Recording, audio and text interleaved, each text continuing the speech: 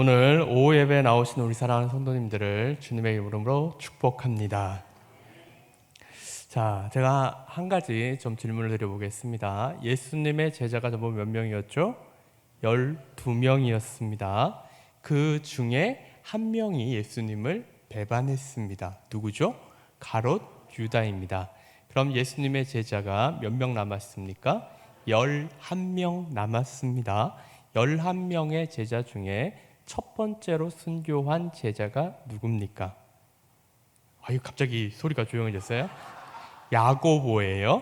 자, 야고보인데 그러면 예수님의 제자 중에 가장 오랫동안 산 사람은 누굽니까? 그렇죠. 이 야고보의 형제였던 요한입니다. 요한은 이른 나이에 순교하지 않았습니다. 그는 거의 자연사를 할 정도로 끝까지 살아 있었습니다. 그렇다고 해서 이 사도 요한이 아주 평탄한 삶을 살았던 그런 인물은 아니었습니다. 순간순간 어려운 일이 있었고요. 그가 노령이 되었을 때 로마 정부에 체포를 당합니다. 그리고는 귀양살이를 하러 갑니다. 귀양살이를 하러 갔던 섬 이름이 어느 섬인지 아시나요? 밤모섬입니다. 자, 이 밤모섬의 현재 이름은 뭘까요? 자, 이거는 비슷해요. 바트모트 섬이라고 하는 섬입니다. 이 바트모트 섬은 오늘날의 그리스령입니다. 그러니까 그리스 본토보다도 오히려 터키에서 더 가까워요. 자, 그런데 이 나중에 시간이 되시고 여력이 되시는 분들은 이 밤모섬이라고 하는 데를 한번 방문을 해보시기 바랍니다. 정말 아름다운 섬이고요. 자, 거기 가면 요트들이 정말 많습니다. 그래서 세계에서 내가 돈이 좀 있다라고 하는 사람은 거기에 별장이 하나 있어야지 정말 갑부 중에 한 사람이 되는 거예요. 그리고 거기에 요트가 하나 있어야 됩니다. 그 정도로 오늘날 정말 아름답고 좋은 곳이 바로 이 밤모섬이라고 하는 곳입니다. 자, 노령의 사도 요한이 밤모섬에서 귀양살이를 할 때 주일이 되면 제자들이, 이게 사도 요한의 제자들이 이 사도 요한을 들것에 들어서 그들이 예배를 드린 장소를 이렇게 이동을 시킵니다. 그러면 이 사도 요한이 회중들을 향해서 한마디를 했다고 합니다. 서로 사랑하라. 이 한마디 속에 성도님들은 은혜를 누렸다라고 합니다. 이 사도 요한이 어느 날 환상을 보게 됩니다. 예수 그리스도께서 임하셔서 환상을 보여주고 그걸 기록하라고 하죠.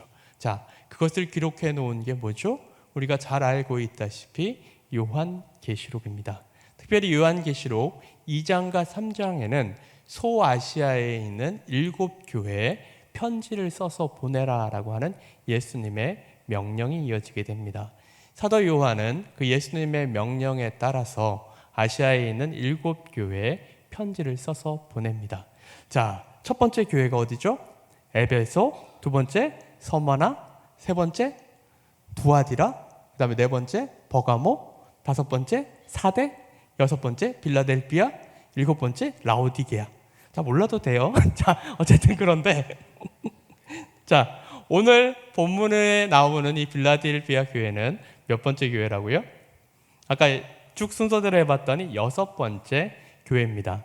이 여섯 번째 교회인데 이 사도 요한이 편지를 써내려 가는 데 있어서 하나의 원칙이 있어요.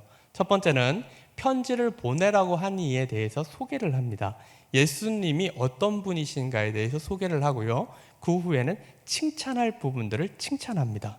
그리고 잘못한 게 있으면 질책을 해요. 그 다음에 권면의 말씀을 하고 끝까지 참고 이기라. 그리고 참고 이긴 자에게 상급이 있을 것이다 라고 하는 형식으로 편지를 써내려 갑니다. 자, 그런데 7교회 중에서 칭찬만 받은 교회가 2교회가 있습니다. 어느 교회죠? 서머나 빌라델피아. 그럼 책망만 받은 교회도 있어요. 어딜까요? 사대 교회와 라오디게아 교회. 뭐 어쨌든 이게 지금 졸지 말라고 이 말씀을 드리는 거예요. 자, 오늘 이 빌라델피아 교회는 책망을 받지 않고 칭찬만 받은 그런 교회입니다. 이 빌라델피아 교회는 4대 교회로부터 42km 정도 동남쪽에 위치를 하고 있었고요. 이 빌라델비아라고 하는 이름 자체가 형제 사랑이라고 하는 그런 뜻을 가지고 있습니다. 이 교회가 위치해 있었던 빌라델비아는 무역과 상업이 매우 발달해 있었고요. 에게 건너편 헬라 문명을 소아시아 쪽으로 전달하는 통로 역할을 했다고 합니다. 그런데 그 지역에는 지진이 많았다라고 해요. 지진이 너무 심해서 주님이 오신 17년 전, 주주 후 17년경에는 도시가 완전히 멸망을 할 정도로 완전 폐허더미가 되는 그 정도로 그런 큰 지진이 왔었다라고 합니다. 로마의 황제 티베리우스가 그것을 다시 재건하라라고 명령을 했고요. 도시가 다시 재건되었습니다. 그래서 그 티베리우스 황제를 기념하기 위한 그 신당이 거기에 만들어졌습니다. 그뿐만 아니라 그 지역에는 포도 농사가 상당히 아주 유명했다라고 합니다.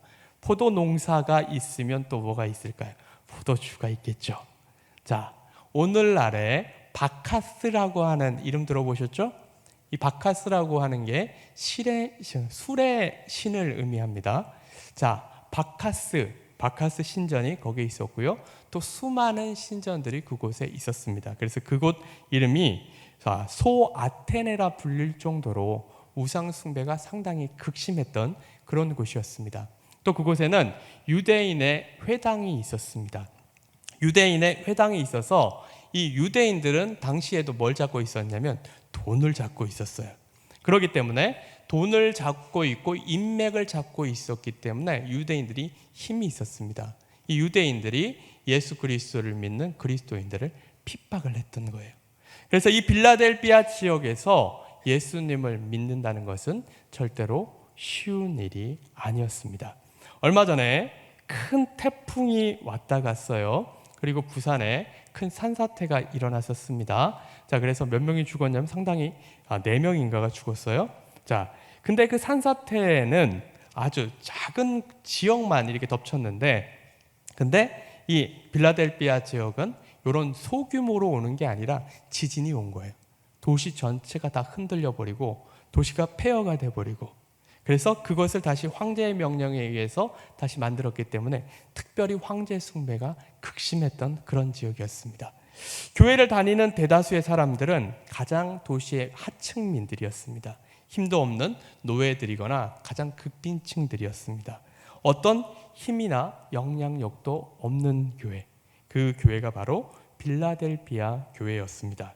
자, 그런데 이 빌라델비아 교회를 향해서 예수님께서는 말씀을 하십니다. 우리 7절을 같이 한번 읽어보겠습니다. 빌라델비아 교회의 사자에게 편지하라. 거룩하고 진실하사 다윗의 열쇠를 가지시니 곧 열면 닫을 사람이 없고 닫으면 열 사람이 없는 그가 이르시되. 자, 편지를 쓰시는 분이 자신을 뭐라고 소개하고 있어요? 거룩하고 진실하사 다윗의 열쇠를 가지시니 곧 열면 닫을 사람이 없고 닫으면 열 사람이 없는 그가 이르시되. 자, 문이 열리지 않아서 한번 고생했던 적이 있습니까? 자, 예전에 저희 부부가 한번 되게 고생을 한 적이 있어요. 그 아이들이 지금 집 안에서 자고 있었는데 밖으로 나왔어요. 나왔고 나중에 이제 그 비밀번호를 열고 들어가려고 했더니 고장이 난 거예요. 그래서 초인종을 누르고 했는데 이 아이들이 아주 숙면의 단계로 들어가서 아무리 막 전화를 하고 문을 두드리고 난리를 쳐도 문이 안 열리는 거예요. 결국은 관리실에 얘기를 했습니다. 그랬더니 관리실에서 9V 건전지를 하나 가지고 왔어요. 이게 배터리가 떨어지면 9V 건전지를 가지고 이렇게 되면 전원이 다시 들어옵니다. 그래서 이제 문을 열 수가 있는데 그것도 안 되는 거예요. 그리고 나서 진짜 한 시간은 조끼 밖에서 문 두드리고 전화하고 쌩 난리를 쳤던 것 같아요. 그러다가 나중에 이제 그 회사에다 전화를 했어요. 이러저러해서 문이 안 열리니까 해결해 주십시오. 그리고 이제 아파트를 입주한 지 얼마 안 되었기 때문에 그랬더니 그 기사분이 오셨어요. 결국에는 문을 드릴로 뚫고 그리고 문을 완전히 해지를 시키고 그 다음에 그 문을 열고 들어갈 수가 있었습니다. 그리고 문을 나중에 바꿔줬어요. 열쇠를 아예 바꿔줘 버렸어요. 자, 얼마 전에 엑시트라고 하는 영화가 있었어요. 혹시 보신 분 계세요? 조정석에 나오고 유나가 나오는 그런 영화였습니다. 엑시트라고 하는 뜻이 비상구라는 뜻입니다. 영화의 전개는 이렇습니다. 엄마의 칠순잔치인가 아마 뭐 잔치를 하다가 갑자기 거기에 이제 가스가 펑 하고 터져요. 그리고 나서 이제 옥상으로 올라가야 되는데 옥상 문이 어떻게 돼 있어요? 잠겨 있어요. 그리고 그 문 열쇠가 없어요. 그러니까 조정석이 노는 백수였는데 얘가 예전에 등반을 하던 그런 사람이었습니다. 결국은 온몸에다 줄을 감고 그 위를 올라갔습니다. 자, 간단히 한번 생각을 해보세요. 문이 열려 있고 열쇠가 있다면 이런 어려움 겪었을까요? 겪지 않았겠죠. 자, 그런데 지금 다윗의 열쇠를 가지시니 누가 가지셨다는 거예요? 예수님께서 가지셨다라는 거예요. 그래서 예수님께서 문을 열면 닫을 사람이 없고 닫으면 열 사람이 없는 그가 이르시되. 이 다윗의 문이라고 하는 게 뭘까요? 우리의 생사하복에 관련된 모든 것을 주관하는 그 문입니다. 그 문이 열려 있으면 하나님의 축복이 그대로 우리 가운데 임하는 거예요. 자, 바로 그분이 지금 말씀을 하시는 겁니다. 8절을 읽겠습니다. 볼지어다 내가 내 앞에 열린 문을 두었으되 능히 닫을 사람이 없으리라. 내가 내 행위를 아노니 내가 작은 능력을 가지고서도 내 말을 지키며 내 이름을 배반하지 아니하였도다. 자, 열린 문을 두었대요. 자, 이 열린 문을 통해서 뭐가 올까요? 하나님의 한없는 축복이 올 것이고요. 그리고 결국은 구원이 온다라는 거예요. 그 교회를 다니는 사람들은 천국으로 인도함을 받게 되는 그런 축복이 임하게 된다라는 것입니다. 자, 그러면서 내가 너의 행위를 안다. 내가 작은 능력을 가지고 있다. 자, 이 작은 능력을 가지고 있다라는 말이 칭찬입니까? 책망입니까? 보통은 너 왜 이렇게 능력이 작아? 너 이 문제도 못 풀어? 이거는 책망이에요? 아니면 칭찬이에요? 책망이죠. 자, 그런데 여기서는 책망을 받아야 할 것이 오히려 칭찬으로 바뀝니다. 내가 작은 능력을 가지고 있다. 그럼에도 내 말을 지키며 내 이름을 배반하지 아니하였다. 왜 이런 말을 들었을까요? 아까 말씀드렸다시피 빌라델피아 교회를 이루고 있는 주 성도들은 사회의 가장 밑층, 노예들이라던가 아니면 가장 극민층에 해당하는 사람들이었던 거예요. 숫자도 많지도 않았어요. 그래서 사람들이 생각을 할 때는 저 교회가 금방 없어질 거다 이렇게 생각을 했는데 그 교회가 명맥을 계속해서 이어가더라는 것입니다. 로마인들에게 잡히거나 유대인들에게 잡혀도 끝까지 예수님을 주님이라고 고백하고 배반하지 않았다라는 것입니다. 그래서 그들을 바라보던 많은 사람들이 도대체 쟤들이 믿는 신이 누군데 저렇게 끝까지 저들이 믿음을 지키는가? 거기에 대해서 오히려 감탄을 하게 되는 그런 일이 일어났다라는 것입니다. 자, 그러면서 9절을 읽겠습니다. 보라, 사탄의 회당 곧 자칭 유대인이라 하나 그렇지 아니하고 거짓말하는 자들 중에서 며칠 내게 주어 그들로 와서 내 발 앞에 절하게 하고 내가 너를 사랑하는 줄을 알게 하리라. 자, 그랬더니 어떤 축복이 나타나게 되냐면요, 유대인들 가운데 예수님을 믿게 되는 그런 일이 나타나게 됐다는 겁니다. 자, 우리 생각에 유대인들이 예수님을 믿을 수도 있지 이렇게 생각을 할 수 있어요. 하지만 유대인들의 사고 속으로 들어갔을 때 이건 불가능합니다. 왜 그러냐면요, 유대인들에게 있어서 하나님은 몇 분이실까요? 오로지 한 분이에요. 자, 그런데 예수님께서 이 세상에 오셔서 제자들에게 하셨던 말씀, 세상을 향해서 하셨던 말씀이 뭔가요? 내가 하나님이라고 했어요? 하나님의 아들이라고 했어요? 하나님의 아들이라고 했어요. 잘 보세요. 만약에 예수님이 오셔서 내가 하나님이야 이랬으면 오히려 유대인들은 더 믿기가 쉬웠을 거예요. 무슨 말이냐면 예수님이 내가 하나님이야 이러면 하나님은 한 분인 거예요. 그냥 하나님이 내려오신 거니까. 그런데 하나님의 아들이라고 했단 말이에요. 이 유대인들이 포함되어 있는 이 셈족 계통에서는 아버지하고 아들은 동격이에요. 자, 그럼 하나님이 한 분이 계세요? 근데 하나님의 아들이라고 하는 또 같은 하나님이 또 나타났어요. 그럼 하나님이 몇이 돼요? 둘이 돼요. 근데 또 예수님의 제자들이 나타나가지고 하는 말이 성령님이라고 하는 하나님이 계시다는 거예요. 그럼 하나님이 자신들이 믿고 있는 하나님은 하나밖에 없어야 되는데 졸지에 몇이 되는 거예요? 셋이 되는 거예요. 있을 수 없는 일이에요. 그리고 유대인들이 기대했던 메시아상은 다윗과 같은 강력한 힘을 가진 그런 메시아였습니다. 근데 예수님은 이 땅에 오셔서 뭘 하셨어요? 십자가에 못 박혀 죽으셨어요. 유대인들이 기대했던 메시아상과 예수님의 메시아상은 완전히 다른 겁니다. 이건 믿을래야 믿을 수 없는 거예요. 그런데 그들 중에 몇을 주어 그들이 와서 내 발 앞에 절하게 하고 뭐라고 절했을까요?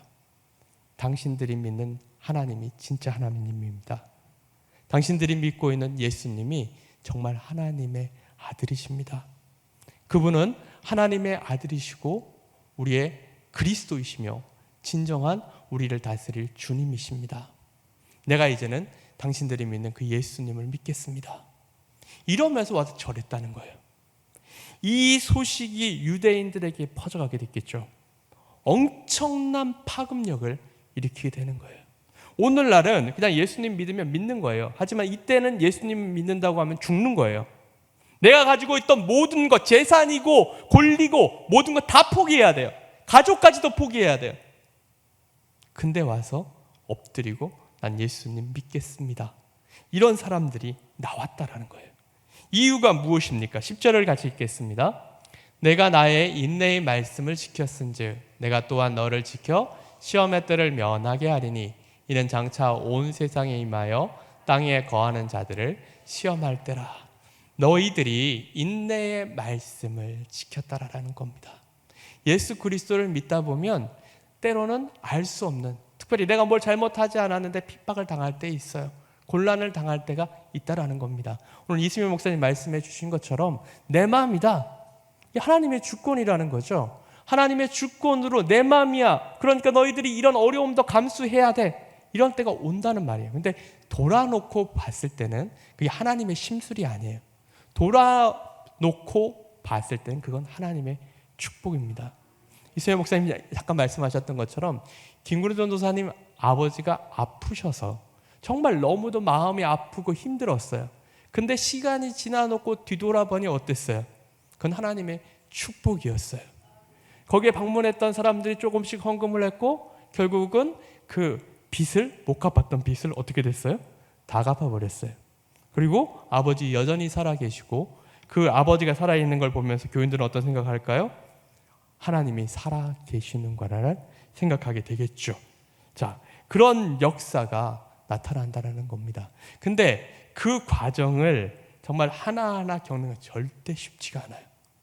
인내의 말씀을 지키는 건 쉽지 않습니다. 근데 그걸 지키면 하나님의 축복이 임한다는 거예요.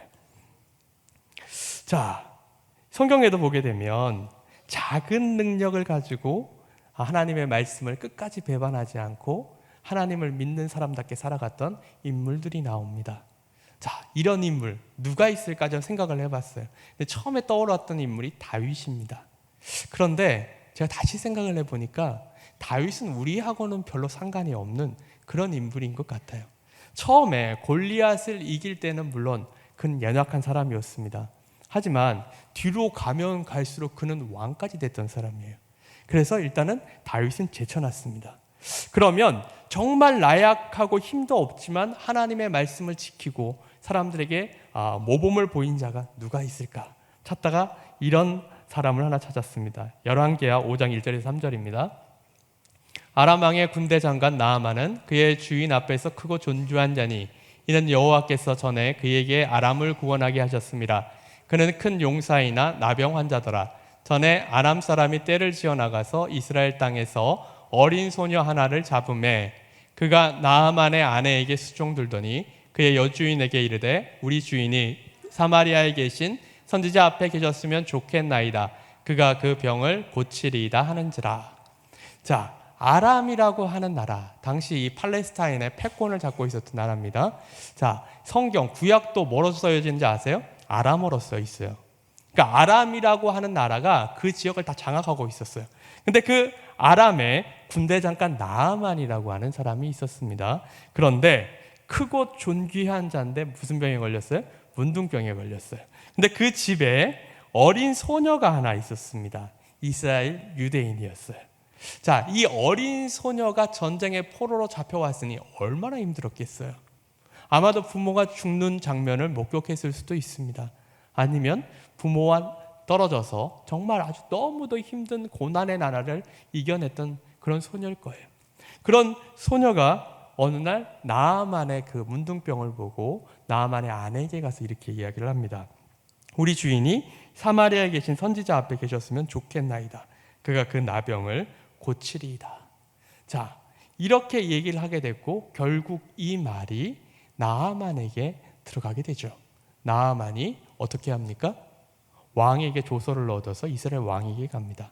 그런데 이 나아만 장군이 바로 이렇게 그 엘리사를 만나게 되고 바로 고침을 받았나요? 아니죠. 그냥 돌아올 수도 있었어요. 만약에 그런데 그냥 돌아왔으면 이 여정 어떻게 됐을까요? 어떻게 됐을까요? 당시에 여종, 노예들이 인권이 있습니까? 없죠. 가뜩이나 힘든데 입 잘못 놀려서 죽는 거예요. 이 어린 여종은 나아만이 고침 받는 거하고 안 받는 거 별 상관이 없어요. 어쩌면 이 나아만, 이 아람 족속들은 자신의 원수입니다. 그럼에도 불구하고 이 어린 소녀는 자기의 입을 열었어요. 우리에게 엘리사라고 하는 선지자가 있다. 그 선지자는 저 나아만 장군의 병을 고칠 수 있다. 그렇기 때문에 우리의 주인이 엘리사 앞에 있었으면 좋겠다. 말을 한 거죠. 결국은 어떻게 됐습니까? 나아만 장군이 고침을 받았어요. 나아만이 하나님을 믿게 되는 일이 일어났습니다. 이 어린 소녀 나중에 어떻게 됐을까요? 그 집에서 존귀하게 되거나 아니면 자유의 몸이 되었겠죠. 자, 또 한 사람이 나옵니다. 우리 요한복음 2장 5절에서 8절입니다.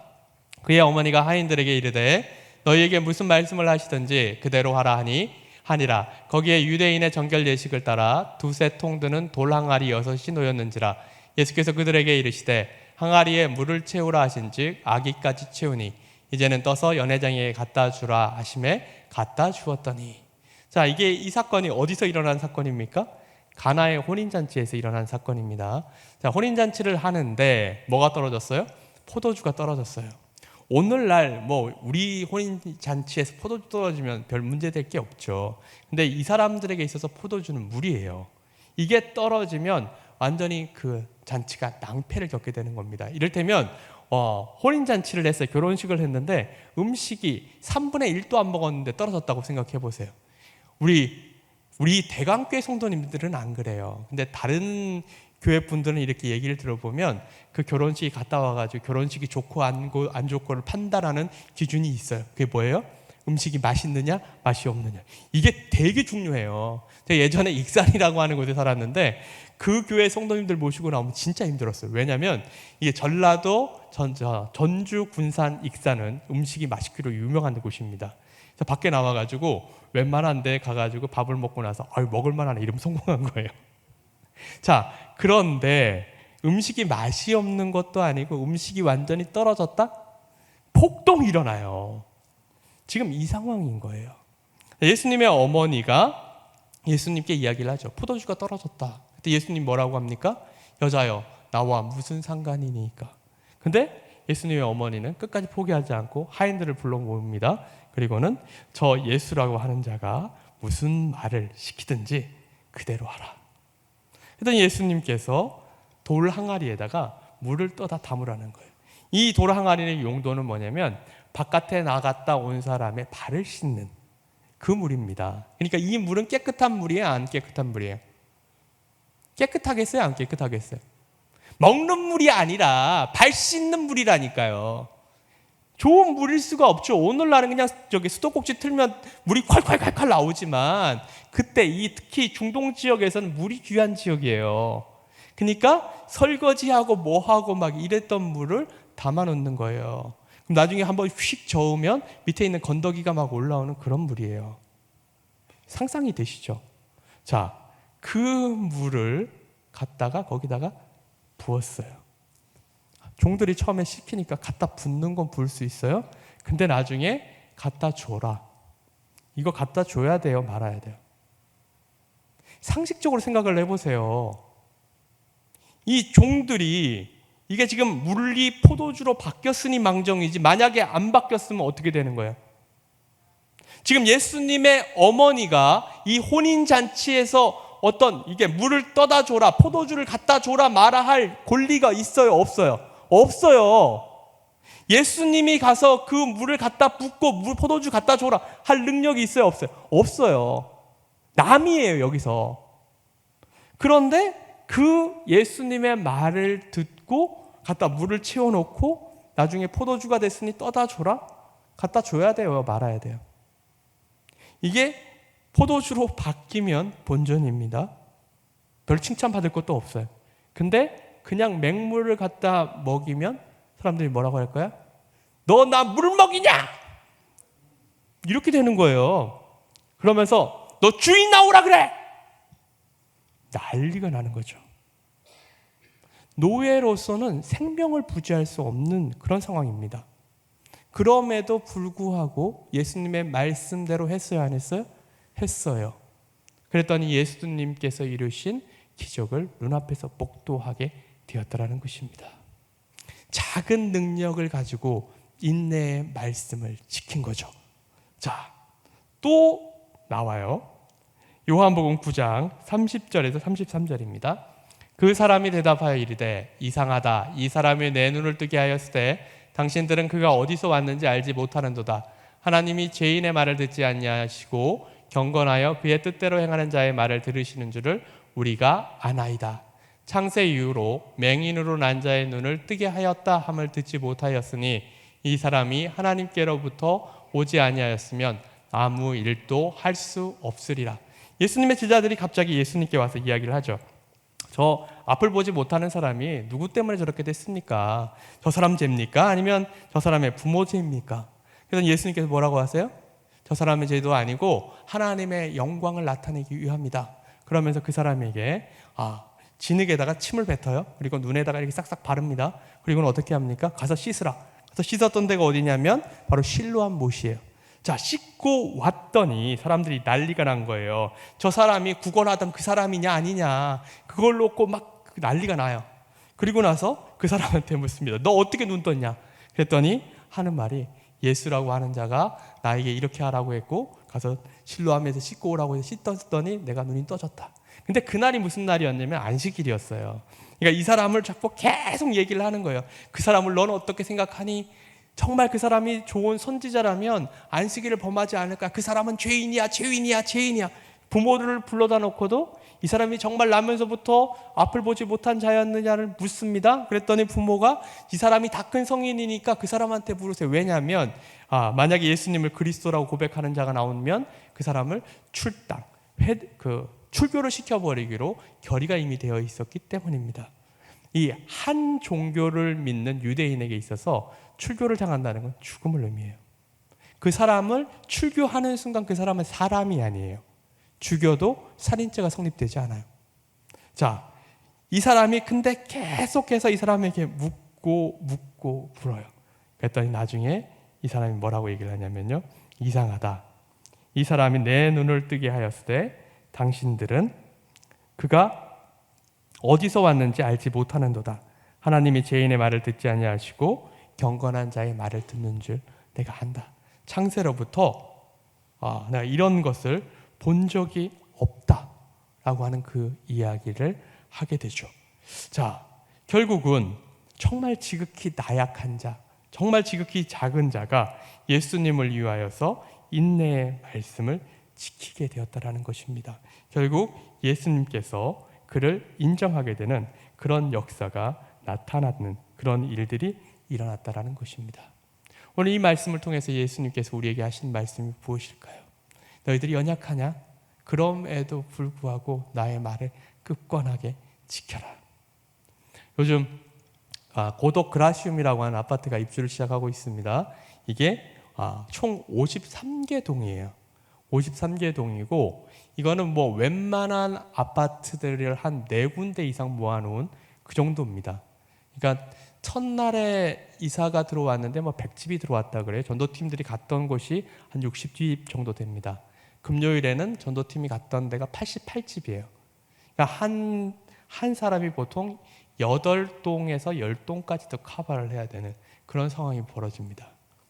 우리 성도님들에게 좀 부탁을 드립니다. 시간이 되시는 분들은 월요일은 빼고요. 화요일부터 토요일까지 우리가 1시 반에 나갑니다. 정말 전도하고 싶고 하늘나라의 상급을 좀 쌓으시고 싶으신 분들이라면 얼마든지 오셔도 저희들 대환영입니다. 오십시오. 정말 작은 능력, 걸을 수 있고 계단을 올라갈 수 있고 엘리베이터를 탈 수 있는 능력이 되면 그걸 가지고 하나님의 일을 이루시면 빌라델비아 교인들을 칭찬하셨던 것처럼 예수님께서 오늘날 우리도 칭찬하실 것임을 온전히 믿으시길 바랍니다. 우리 11절에서 계속 한번 읽도록 하겠습니다. 요한계시록 11절입니다. 내가 속히 오리니 내가 가진 것을 굳게 잡아 아무도 내 멸류관을 빼앗지 못하게 하라.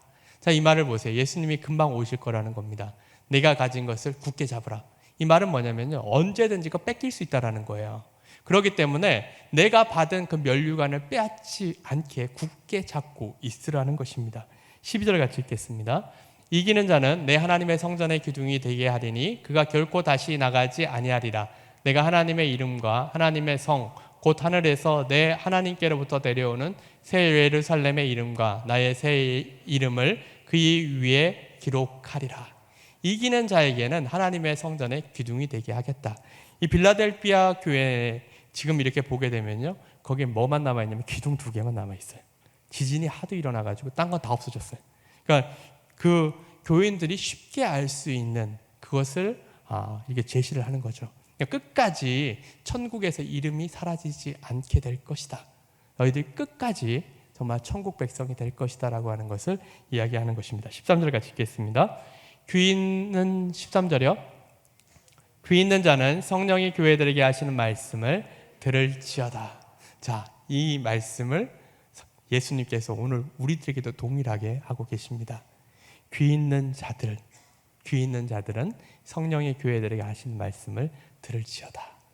자, 그렇다면요, 어떻게 하면 작은 능력을 가지고도 하나님의 그 인내의 말씀을 지켜낼 수 있을까요? 제가 예전에 익산에서 사역을 했던 적이 있습니다. 6년을 거기 있었는데 저희 그 둘째 놈이 4살이 되었을 때 제가 등산을 좀 가고 싶었습니다. 근데 4살짜리를 보고 있었어요. 어떻게 했냐면 4살짜리를 데리고 등산을 갔어요. 그 아이한테 가서 끝까지 올라가면 아이스크림을 사주겠다. 그 산 꼭대기에 올라가면 아이스크림을 팔거든요. 그리고 나서 이 미륵산이라고 하는 산을 갔는데 이게 한 500m 정도 됩니다. 높이가.